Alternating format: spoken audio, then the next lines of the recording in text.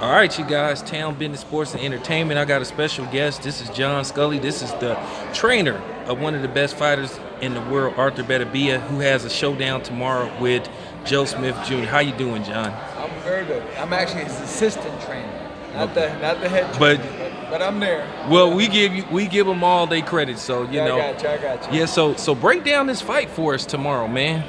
Well, I think ultimately there's one aspect. Everybody says Joe is this, he's that, he's strong, he hits hard, and he does. But I'll say everything that he is, Arthur is that and more. If he hits hard, Arthur hits hard. If he's tough, Arthur's tougher. So I think we have an edge in every department. And the ultimate thing is I think Arthur has underrated boxing skills. I don't think maybe they figured it out after the Marcus Brown fight, the way he boxed his way into the knockout.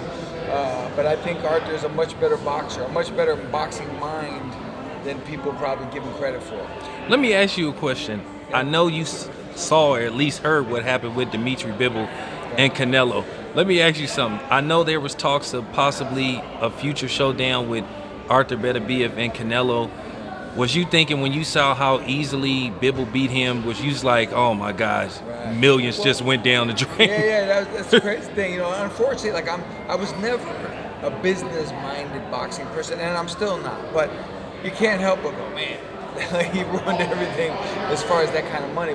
But the thing is this. I wouldn't blame, and I said this before the fight, I wouldn't have blamed Canelo if he didn't fight Arthur, because the guy used to be a middleweight. I don't think you can move up from middleweight and beat Arthur Beterbiev. You just can't. He's not big enough. He's not strong enough. And so I was, I think he avoided Arthur. I think it's pretty clear. Like, he went up, he fought Kovalev, he went right back down in weight. Then he went up and he fought Bivol. He didn't go up and fight Arthur. So I think he knew, but he underestimated Bivol. Bivol is a tremendous boxer, tremendous skills. And I think he just underestimated it and got exposed. Well, let me ask you this, because there was actually people that were saying that they thought Canelo not only would beat Arthur Beterbiev, that they thought that he would stop him. Did you guys think that was just a slap in the face and disrespect? It's kind of weird. I mean, like I say, here's what I go by. If you see Canelo face to face with Triple G at their stare down, he was small next to Triple G.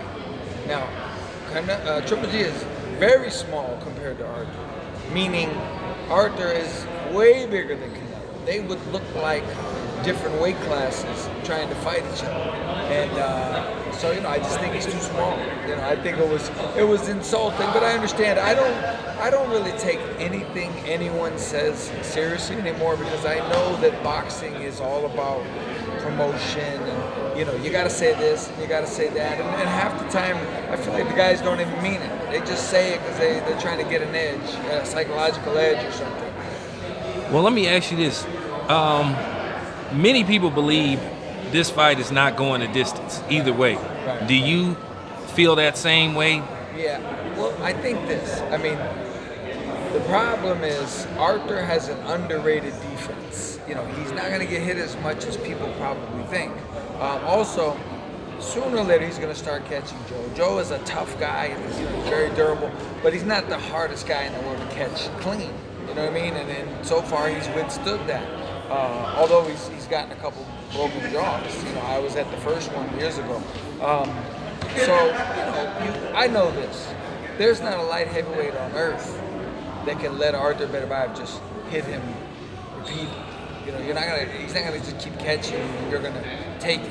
And he's proven that against high level with Marcus Brown and Kovacic and guys like that. Yeah, he retired Boss League. I mean, I never seen a dude who loses his first fight say, well, I don't want to do this anymore. Yeah. It was, and before that fight, I said, it was an interview with whatever site, and the headline was me saying 12 rounds is a long time to be in the ring with Arthur Beterbiev. He makes that ring small. And Kovacic in the corner was telling Teddy Alex, I forget the exact words, but it was basically, man, I'm done. Like, this guy's too much. He's too strong. I can't hold him. It was kind of like in the movie when Rocky was telling his corner about Mr. T. Like, he's too strong. He's just too strong. And you know, the pressure got to him. And Gvozdyk admitted it. And I think a lot of guys after a fight will say, man, I'm going to quit. This was too tough. It was too much.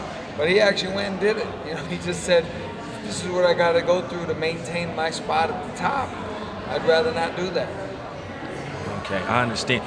I mean, tomorrow you have a fight for unification. I mean, the winner of this fight will have 3 belts.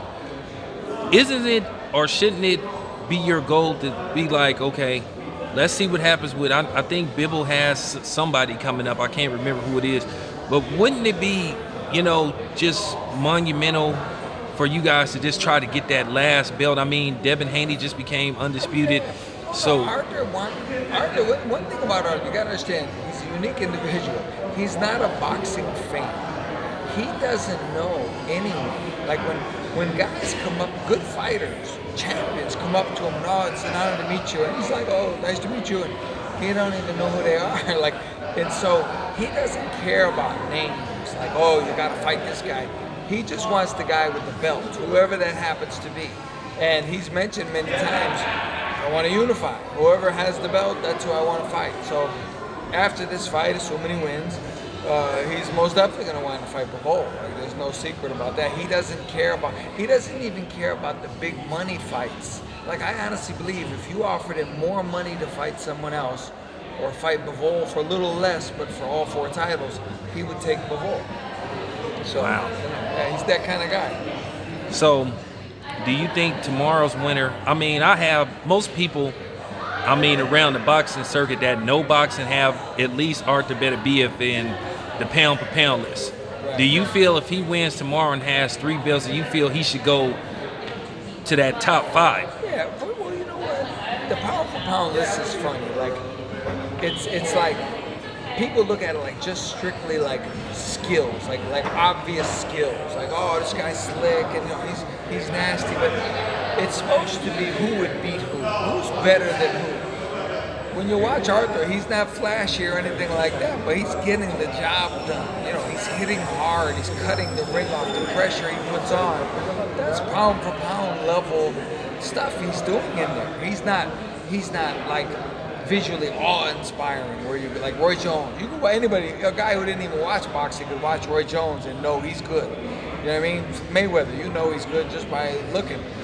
Arthur, you have to really pay attention. But I think people that know would put him up there in the top for sure. I mean, you can't argue with 17 knockouts of, you know, and I mean, 100% knockout ratio. That, like he fought Tavoris Cloud in like his 5th fight. I mean, nobody would do that. Nobody, and Cloud was just coming off a loss to Hopkins, and nobody's gonna fight Tavoris Cloud. And he went and, you know, won by knockout in the 2nd round. All right. So there you have it. Hey, John, thank you very much for coming on here. You are welcome anytime, man. Thank you. I appreciate it. All right, Thank you guys. John Sculley. Yes, sir.